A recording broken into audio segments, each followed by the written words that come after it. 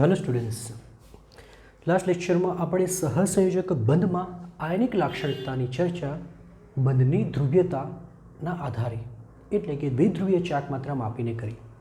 જેટલી દ્વિધ્રુવીય ચાક માત્રા વધુ એટલી આયનિક લાક્ષણિકતા વધારે હોય છે. આજના લેક્ચરમાં આપણે આયનીય બંધમાં સહસંયોજક લાક્ષણિકતાની ચર્ચા કરીશું અને એના માટેનો જો નિયમ છે તેને ફજાનનો નિયમ કહેવામાં આવે છે. તો શું છે એ આપણે સમજીએ. આપણે આયનીય બંધમાં સહસંયોજક લાક્ષણિકતા જોવાના છે. હવે નોર્મલી જે આયનિક બંધ બને, આયનિક બંધ એ ધન આયન અને ઋણ આયન વચ્ચે બને. ધાતુનો ધન આયન હોય અને અધાતુનો ઋણ આયન હોય. સપોઝ આપણે કહીએ કે આ છે Na+, તો એની આજુબાજુ શું હશે? એની આજુબાજુ ધન વિદ્યુત ભારિત વાદળ હશે. કારણ કે ધન વીજ ભારિત છે ને, તો એ વીજ ભારનું એક વિદ્યુત વાદળ બનશે. આ રીતે સપોઝ કહીએ કે આ ધન વિદ્યુત ભારિત વાદળ છે. Cl માઇનસ કેવો હોય છે? તો તેની આજુબાજુ શું હોય છે? ઋણ વિદ્યુત ભારિત વાદળ હોય છે અને Clનું કદ Na કરતાં મોટું જ હોય છે. બરાબર ને? ચેપ્ટર નંબર 3માં તમે શીખ્યા છો. તો આ જે છે એ વીજ ભારિત વાદળ છે. હવે જ્યારે આ બંને નજીક આવે, આયનિક બંધ બનાવે, ત્યારે થાય શું કે આ જે ધન આયન છે એ ઋણ વીજભારિત વાદળને પોતાના તરફ આકર્ષે. આ વીજભારિત વાદળને પોતાના તરફ આકર્ષે. જે આખું કોના તરફ હતું? Cl પર હતું. હવે જ્યારે એની સાથે બંધ બને છે, બંધ બનાવે છે એટલે કે NaClની રચના કરે છે, ત્યારે આ જે ઋણ વીજભારિત વાદળ છે એ પૂરેપૂરું Cl પર ન રહેતા શું થાય છે? આ ધન વીજભાર નો ડાઉટ એની પાસે રહેશે, વધારે રહેશે, પરંતુ એ હવે થોડે ઘણું કોના તરફ આકર્ષાઈ ગયું છે? એની તરફ આકર્ષાઈ ગયું છે. વાત સમજો, શું સમજાવું છું તે. બરાબર? પહેલાં કેવું હતું? સંપૂર્ણપણે Cl પર. બરાબર ને? જ્યારે એની સાથે જોડાય ત્યારે ઋણ વીજભાર કોના તરફ આકર્ષાયો? એની તરફ આકર્ષાય છે. આ ઘટનાને ધ્રુવીભવન કહેવામાં આવે. શું કહેવામાં આવે? ધ્રુવીભવન.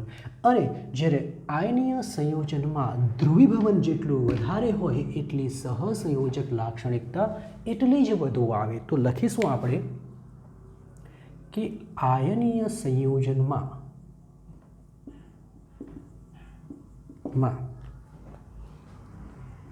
રહેલો ધન આયન, બોલો, ધન આયન શું કરે? આ જે ધન આયન છે શું કરે?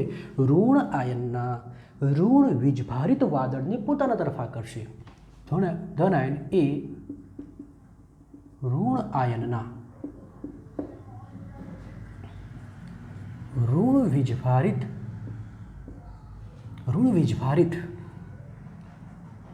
વિદ્યુત વાદળને પોતાના તરફ આકર્ષે છે. આ ઘટનાને ધ્રુવીભવન કહે છે. અને જેમ આયનીય સંયોજનમાં ધ્રુવીભવન વધુ તેમ તેમાં કઈ લાક્ષણિકતા વધારે? સહસંયોજક લાક્ષણિકતા કેવી હોય છે? વધુ હોય છે. ક્લિયર? તો જે ઋણ વીજભાર છે તે વહેંચાયેલો હોવો જોઈએ. જો જેટલો વધારે વહેંચાયેલો એટલું વધારે ધ્રુવીભવન કહેવાય, અને જેટલું વધારે ધ્રુવીભવન એટલી લાક્ષણિકતા વધુ કહેવાય. હવે આ લાક્ષણિકતા ફજાનના નિયમ દ્વારા સમજી શકાય છે. બરાબર કે આ લાક્ષણિકતાનું મૂલ્ય ફજાનના નિયમ પરથી નીચે મુજબ નક્કી થાય છે. ચાલો જોઈએ કઈ રીતે. તો પહેલો નિયમ એમ કહે છે કે ધન આયનનું કદ નાનું, ધન આયનનું કદ નાનું તથા ધન આયનનો વીજભાર વધુ તેમ ધ્રુવીભવન વધુ હોય છે અને તેથી સહસંયોજક લાક્ષણિકતા વધુ. સમજીએ, ઉદાહરણ દ્વારા સમજીએ શું કહેવા માંગે છે. ઉદાહરણ તરીકે આપણી પાસે લિથિયમ ક્લોરાઇડ છે. લિથિયમ ક્લોરાઇડ છે, રાઈટ. આપણી પાસે સોડિયમ ક્લોરાઇડ છે, આપણી પાસે પોટેશિયમ ક્લોરાઇડ છે. હવે તમે જોશો તો દરેક ધન આયનનો વીજભાર +1 છે, +1 છે, +1 જ છે, એટલે વીજભાર તો સમાન છે. પરંતુ લિથિયમનું કદ બાકીના બંને કરતાં નાનું હોય છે. સોડિયમનું એના કરતાં વધારે આવે અને પોટેશિયમનું એના કરતાં વધુ હોય છે. અહીં જરા બતાવી દઈએ આપણે. આમ હોય છે, રાઈટ. આ રીતે ધન આયન, ઋણ આયનનું તો કદની હાલમાં સમાન જ હોવાના, કારણ કે બધા Cl છે. તો તમે જુઓ શું લખ્યું છે કે જેમ ધન આયનનું કદ નાનું તેમ ધ્રુવીભવન વધુ, અને જેમ ધ્રુવીભવન વધુ તેમ સહસંયોજક લાક્ષણિકતાની જો ચર્ચા કરીએ તો જેમ કદ નાનું તેમ લાક્ષણિકતા વધુ, માટે કહી શકાય કે લિથિયમ ક્લોરાઇડમાં સહસંયોજક લાક્ષણિકતા વધુ. બીજું ઉદાહરણ લેશું. સહસંયોજક લાક્ષણિકતા. ચાલો, બીજો મુદ્દો શું હતો? ધન આયનનો વીજભાર વધુ. તો તે પણ સમજીએ. સપોઝ આપણી પાસે NaCl છે, આપણી પાસે MgCl2 છે ને આપણી પાસે AlCl3 છે. શું ફરક છે? ClCl બધામાં સમાન છે, પરંતુ આના પરનો વીજભાર +1, આના પરનો વીજભાર +2 અને આના પરનો +3. તો તેવા કિસ્સામાં જેટલો વીજભાર વધુ તેમ સહસંયોજક લાક્ષણિકતા વધુ. ચલો, આ એક મુદ્દો થઈ ગયો. ચલો, બીજો મુદ્દો.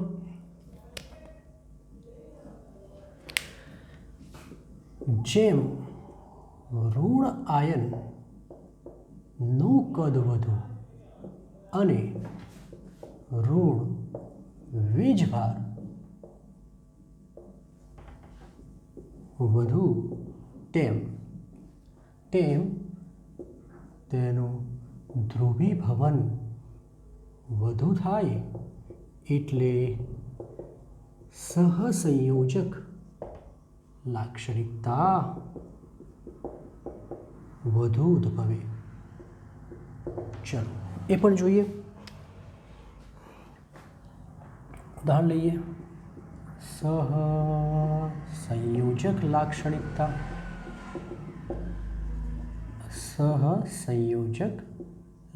આપણે બે ઉદાહરણ લેશું. એટલે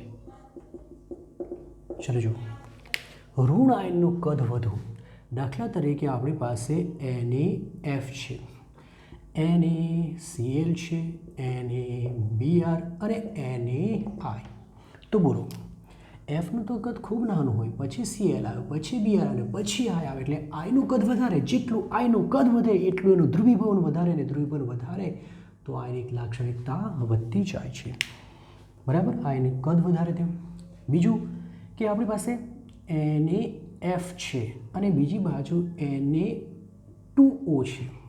અહીં Fનો વીજભાર -1 જ્યારે Oનો -2, તો વીજભાર વધુ તેમ પણ ધ્રુવીભવન વધારે. એનો મતલબ કે આમાં ધ્રુવીભવન વધુ માટે સહસંયોજક લાક્ષણિકતા વધુ હોય છે. થર્ડ અને લાસ્ટ, સંક્રાંતિ સંયોજનોમાં રહેલા સંક્રાંતિ ધાતુનું કદ અને વીજભાર જ્યારે સમૂહ 1 અને સમૂહ બે ના તત્વોને સમાન થાય. સાંભળજો શું લખે છે કે આપણી પાસે એક સંયોજન છે CaCl2 અને બીજું સંયોજન છે HgCl2. એક સંયોજન છે NaCl અને બીજું સંયોજન છે CuCl. આ સમૂહ બેનું તત્વ છે, આ સમૂહ એકનું તત્વ, જ્યારે આ બંને સંક્રાંતીય તત્વો છે. હવે શું સમાન છે? આનું જેટલું કદ હોય એટલું જ કદ આનું છે, આના પર જેટલો વીજભાર એટલો જ આના પર વીજભાર છે. એનો મતલબ એ થયો આનું કદ આનો વીજભાર સમાન છે. તો આ વખતે એવું થાય છે કદ બી સમાન થાય ને વીજભાર બી સમાન થાય. તો પછી શું? ફરી પાછા સંક્રાંતિ સંયોજનમાં રહેલા સંક્રાંતિ ધાતુનું કદ અને વીજભાર જ્યારે સમૂહ એક અને સમૂહ બેના તત્વોને સમાન થાય ત્યારે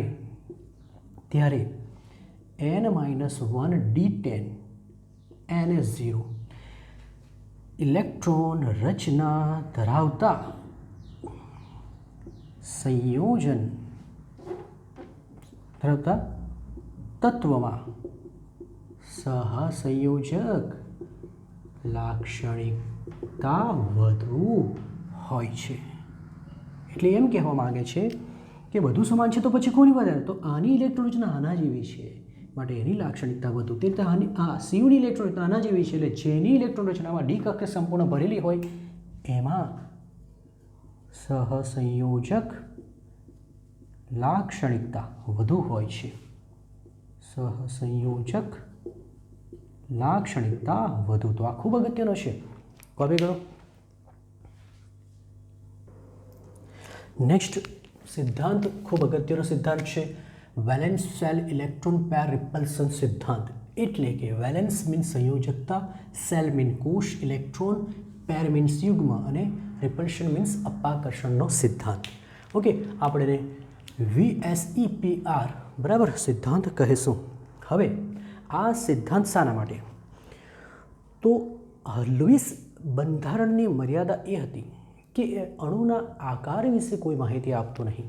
તમે જોયું હશે લુઈસ રચના લખી શકે પણ આકાર કેવો હોય ખબર ન પડે. આપણે લાસ્ટ લેક્ચરમાં આકારની થોડી ચર્ચા કરી હતી પણ તે ડાયરેક્ટ બતાવી હતી. આપણે એ ન બતાવ્યું હતું કે એનો આકાર બનશે કઈ રીતે. તો શું છે કે અણુના આકારની રચના, અણુનો આકાર કઈ રીતે બનશે એની સમજૂતી આ સિદ્ધાંત આપે છે. એટલે એવું લખી શકીએ કે આ સિદ્ધાંત સહસંયોજક અણુના ભૌમિતિક આકારની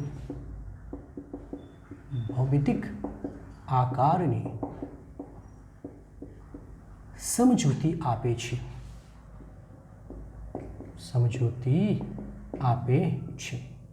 આ સિદ્ધાંત કોણે રજૂ કર્યો, કોણે આપ્યો હતો? તો આ સિદ્ધાંત સિજવિક અને પોવેલે આપ્યો, જેને નાયહોલ્મ્સ અને ગિલિસ્પી સાયન્ટિસ્ટોનું નામ છે,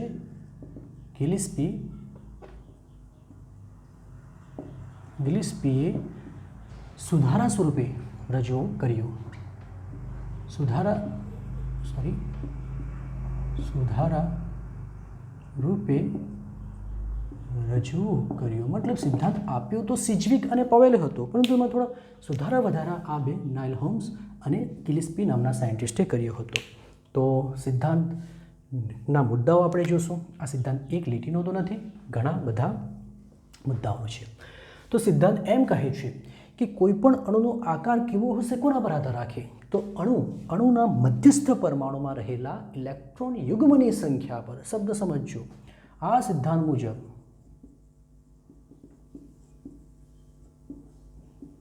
અણુનો આકાર અણુના મધ્યસ્થ પરમાણુ. કોને કહેવાય મધ્યસ્થ પરમાણુ? કે જેની વિદ્યુત ઋણતા ઓછી હોય. જ્યારે વિદ્યુત ઋણતા વધારે હોય તે બધા બાજુના પરમાણુ બને. ઓકે, તો મધ્યસ્થ પરમાણુની સંયોજકતા કોષમાં રહેલા સંયુક્તા કોષ એટલે ખબર છે ને, બાહ્યતમ કક્ષાને સંયુક્તા કોષ કહેવામાં રહેલા ઇલેક્ટ્રોન યુગ્મોની સંખ્યા. હવે આમાં બે પ્રકારના આવે, બંધકારક વત્તા અબંધકારક. બંનેની સંખ્યા, બંને સાથે લેવાનું, સંખ્યા પર આધાર રાખે છે. તો પહેલો મુદ્દો તો એ થઈ ગયો કે અણુનો આકાર ઇલેક્ટ્રોન યુગ્મની સંખ્યા પર આધાર રાખે છે. બીજો મુદ્દો કે ઇલેક્ટ્રોન યુગ્મ જે હોય છે તે આ હોય કે આ હોય, કોઈ પણ હોય. ઇલેક્ટ્રોન યુગ્મ મતલબ ઇલેક્ટ્રોન યુગ્મ ઋણ વીજભારિત હોય છે. ઋણ વીજભારિત હોય છે, ઇલેક્ટ્રોનના બનેલા હોય ને. અને ઋણ વીજભાર વચ્ચે શું લાગે? અપાકર્ષણ. તેથી તેઓ એકબીજાને, તેથી તેમની વચ્ચે શું લાગે છે? અપાકર્ષણ લાગે છે. આમ હવે કોઈ પણ બે વસ્તુ વચ્ચે અપાકર્ષણ લાગે તો તેઓ એકબીજાથી દૂર જવાનો પ્રયત્ન કરે. તો તે લખે છે આમ તેઓ એવી રીતે ગોઠવણી પામે કે જેથી તેમની વચ્ચેનું અંતર, બોલો અંતર, અપાકર્ષણ ક્યારે ન્યૂનતમ થશે? જ્યારે અંતર મહત્તમ હશે. તેમની વચ્ચેનું અંતર મહત્તમ અને અપાકર્ષણ કેવું બનશે?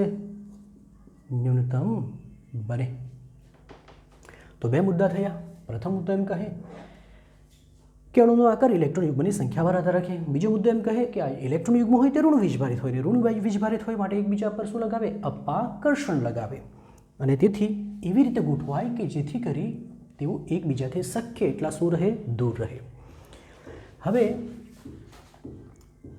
મધ્યસ્થ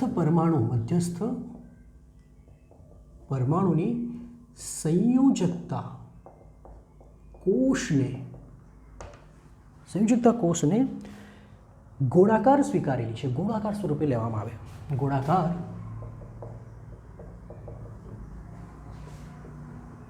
સ્વરૂપે ગણવામાં આવે છે, ગણતરીમાં લેવામાં આવે છે. સપોઝ કે આ એક ગોળો છે, આ સંયોજકતા કોષ છે. હવે એમાં જે ઇલેક્ટ્રોન યુગ્મ છે, એક ઇલેક્ટ્રોન યુગ્મ, બીજો ઇલેક્ટ્રોન યુગ્મ, એ એવી રીતે ગોઠવાય કે જેથી કરી એમની વચ્ચેનું અંતર મહત્તમ બનવું જોઈએ. નહીં તો શું થઈ જાય? અપાકર્ષણ વધી જાય. બરાબર. તો એને ગોળાકાર સ્વરૂપે સ્વીકારેલી છે. અને તેમાં ઇલેક્ટ્રોન યુગ્મને જેના પૃષ્ઠ પર ઇલેક્ટ્રોન યુગ્મો એવી રીતે ગોઠવાય કે જેથી અપાકર્ષણ કેવું બને? ન્યૂનતમ બને.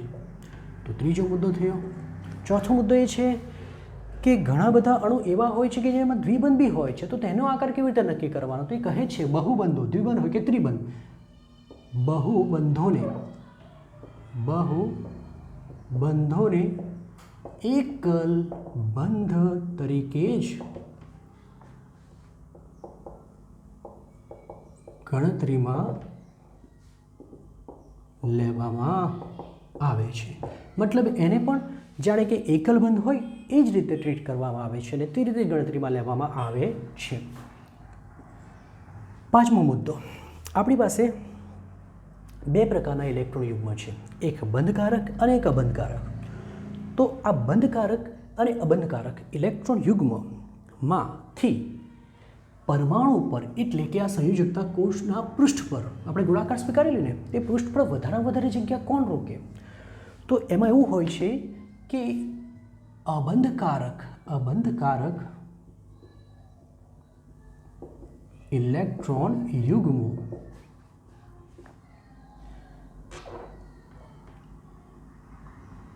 યુગ્મો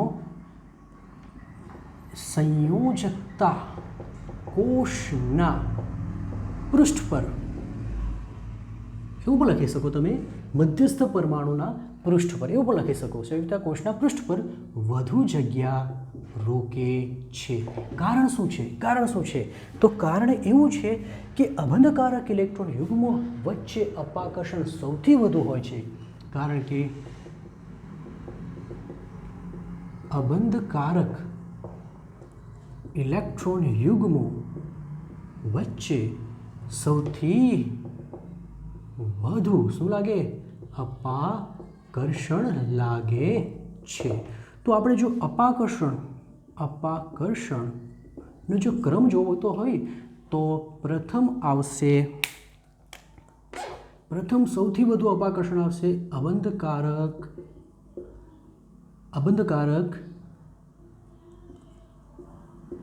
અબંધકારક ઇલેક્ટ્રોન યુગ્મો વચ્ચે સૌથી વધુ અપાકર્ષણ લાગે. ત્યારબાદ કોનો વારો? ત્યારબાદ એક અબંધકારક અને બીજું બંધકારક ઇલેક્ટ્રોન યુગ્મો વચ્ચે, અને સૌથી ઓછું હોય છે બંધકારક ઇલેક્ટ્રોન યુગ્મો વચ્ચે. મતલબ કહી શકાય કે લોન પેર મીન્સ અબંધકારક ઇલેક્ટ્રોન યુગ્મ વચ્ચે સૌથી વધારે, ત્યારબાદ લોન પેર, પછી બોન્ડિંગ પેર મીન્સ બંધકારક, અને લાસ્ટમાં બોન્ડિંગ પેર વચ્ચે અપાકર્ષણ. તો સૌથી વધારે અપાકર્ષણ આની વચ્ચે હોય તો સ્વાભાવિક છે અવકાશમાં જગ્યા એ જ બધું રોકી લેશે, કારણ કે બંને એકબીજાથી દૂર જવાનો પ્રયત્ન કરે. અને એટલે જ તો લખ્યું છે કે અબંધકારક ઇલેક્ટ્રોન યુગ્મ સંયોજિતા કોષના પૃષ્ઠ પર વધુમાં વધુ જગ્યા રોકે, કારણ કે અબંધકારક ઇલેક્ટ્રોન યુગ્મ વચ્ચે. લાસ્ટ મુદ્દો, જો કોઈ અણુ સંસ્પંદન બંધારણો ધરાવતું હોય તો આ સિદ્ધાંત કોઈ પણ બંધારણને લાગુ પાડી શકાય. બંધારણ 1, બંધારણ 2. આપણે જો ઓઝોનના 2 સ્ટ્રક્ચર હતા તો આ સિદ્ધાંત બંને સ્ટ્રક્ચરને લાગુ પાડી શકાય. જે અણુ સસ્પંદન રચના ધરાવતો હોય તો આ સિદ્ધાંત તેમાંની કોઈ પણ રચનાને લાગુ પાડી શકાય. અને લાગુ પાડીને શું કરવાનું? તો આપણે ફરી પાછા જોઈ લઈએ. શું નક્કી કરી શકીએ? એનો આકાર શકાય છે. મતલબ કે અણુનો આકાર નક્કી કરી શકાય છે. તો આ સિદ્ધાંતને સમજીએ તો અણુના આકારની આપણને ચોક્કસ માહિતી મળી જશે. બરાબર? કોપી કરો. હવે આપણે આ સિદ્ધાંત વેલેન્શિયલ ઇલેક્ટ્રોન પેર રિપલ્શનના સિદ્ધાંત પરથી અણુનો આકાર નક્કી કરીશું.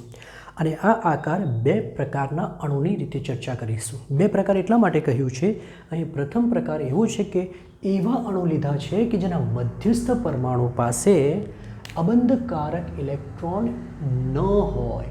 ફરી પાછા આપણે માત્ર ને માત્ર એવા જ અણુની હાલમાં ચર્ચા કરીશું કે જેના મધ્યસ્થ પરમાણુ પાસે અબંધકારક ઇલેક્ટ્રોન ન હોય, એટલે અબંધકારક ઇલેક્ટ્રોન યુગ્મ ન હોય એવા અણુના આકાર. અને ત્યારબાદ આપણે એવા અણુની ચર્ચા કરીશું કે જેમાં એક કાં તો એકથી વધુ અબંધકારક ઇલેક્ટ્રોન યુગ્મ આવે. જોકે હાલમાં આપણે ન હોય તેની જ વાત કરીશું. આ જે આકાર હશે, આ જે પણ આકાર હશે એને નિયમિત અથવા સમમિત આકાર કહેવામાં આવે. નિયમિત આકાર હશે. નિયમિત મતલબ જેમાં સમમિતિ જળવાઈ રહે, બધી બાજુ સમાન હોય. ચાલો, પ્રથમ અણુનો પ્રકાર છે AB2. એ આપણો મધ્યસ્થ પરમાણુ ને B એ બાજુના પરમાણુ. એ સાથે 2 બંધો જોડાયેલા હોવાથી એમાં બંધકારક ઇલેક્ટ્રોન યુગ્મની સંખ્યા 2 હશે, કારણ કે 2 બંધ બન્યા છે. બરાબર? હવે જ્યારે બંધકારક ઇલેક્ટ્રોન યુગ્મની સંખ્યા 2 હોય ત્યારે યુગ્મો કેવી રીતે ગોઠવાય?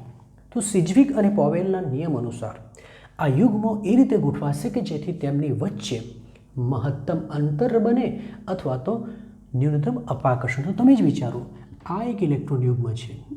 હવે આ એક ઇલેક્ટ્રોન યુગ્મ છે. હવે બીજું ઇલેક્ટ્રોન યુગ્મ ક્યાં મૂકવું કે જેથી કરી અંતર મહત્તમ બને? હવે આ મૂકવા જાઉં તો તમે કહો સર આ અંતર તો મહત્તમ બની ગયું પણ આ બાજુથી ઘટી જશે. માટે એ ન ચાલે. બધી બાજુથી અંતર સમાન હોવું જોઈએ. તો તેવા કિસ્સામાં એક જ શક્યતા છે અને તે છે આ રીતે ગોઠવણી. એનો મતલબ કે ઇલેક્ટ્રોન યુગ્મની ગોઠવણી કેવી બનશે? રેખીય બનશે. કેવી બનશે? રેખીય.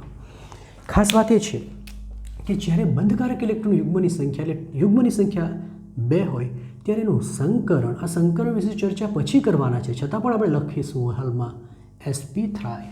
સંકરણ કયું થાય? sp, મતલબ એક s કક્ષક અને એક p કક્ષક. એની જરૂર પડશે એટલા માટે.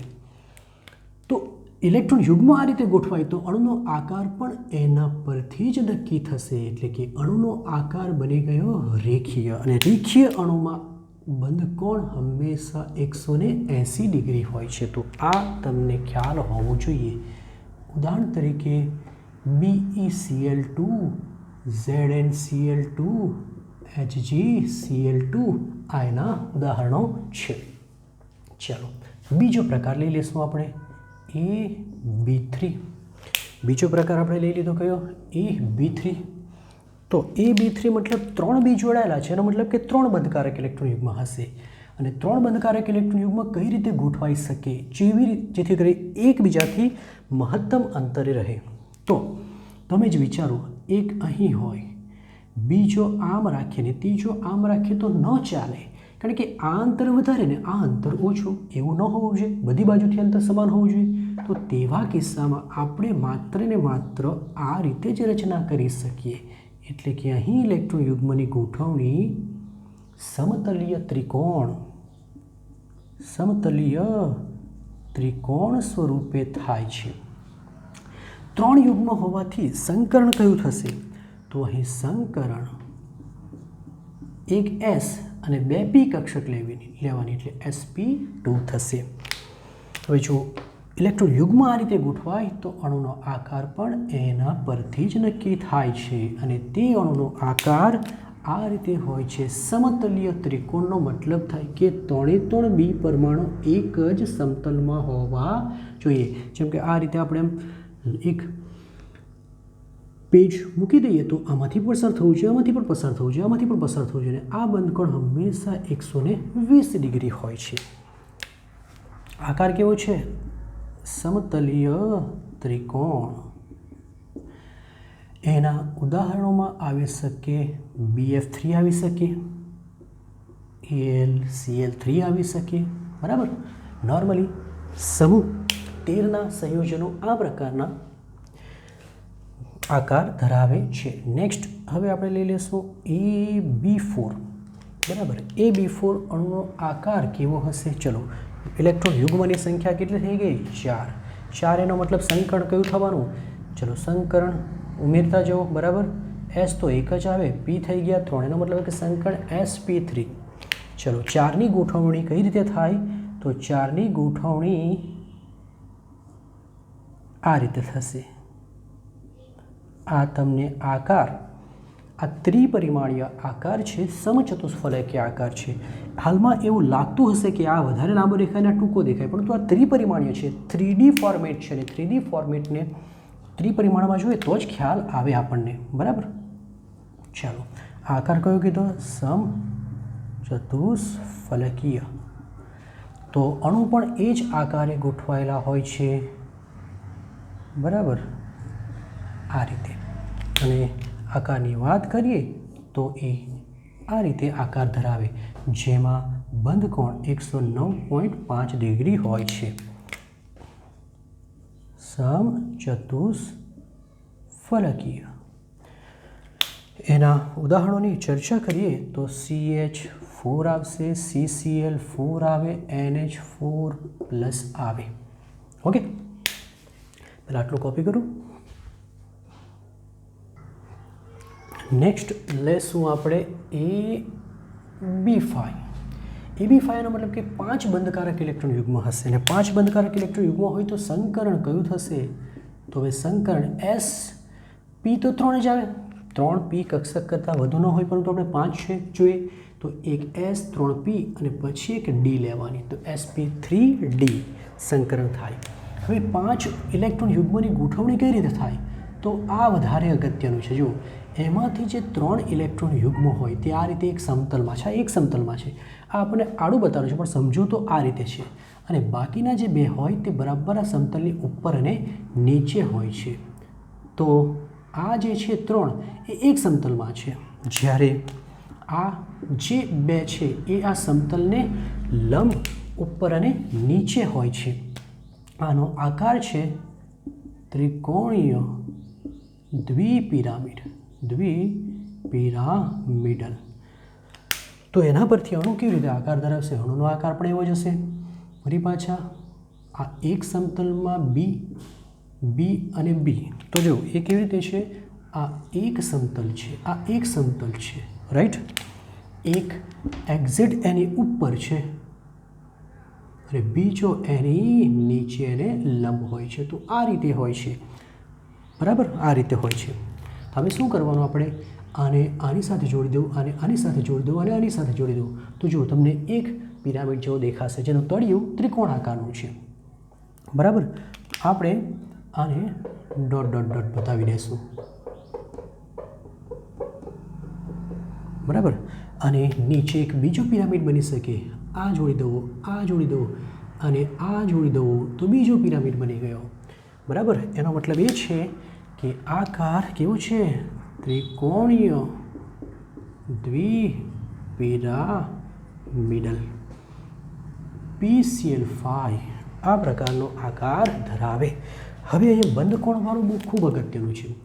આ જે બંધકોણ છે એક અહીં બતાવો, અહીં બતાવો. આ જે બંધકોણ છે એ 120 ડિગ્રી હોય છે, પણ જે આ બંધકોણ હોય તે 90 ડિગ્રી હોય છે, કારણ કે સમતલને લંબ હોય છે. એટલે સમજવાનું છે કે આ ઉપરવાળો 90 થાય જ્યારે અહીં 120 હોય. નેક્સ્ટ AB6 ઇલેક્ટ્રોન યુગ્મની સંખ્યા 6 માટે સમીકરણ sp3d2 થશે. 6 ઇલેક્ટ્રોન યુગ્મની ગોઠવણી અક્ષો પર થાય અને અક્ષો 3 આવે. એક્સ અક્ષ આવે. સપોઝ આ એક્સ અક્ષ છે, સપોઝ આ વાય અક્ષ છે, તો આ ઝેડ અક્ષ થાય. એનો મતલબ એ થઈ ગયો કે અહીં અક્ષો પર અને એકબીજાને 90 ડિગ્રીના ખૂણે ગોઠવાય અને જે આકાર બનાવશે અષ્ટફલકીય આકાર બનાવે. ફરી પાછા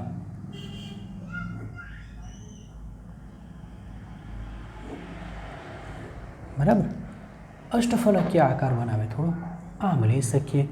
એકબીજાથી 90 ડિગ્રીના ખૂણે જ ગોઠવાયેલા હોય છે.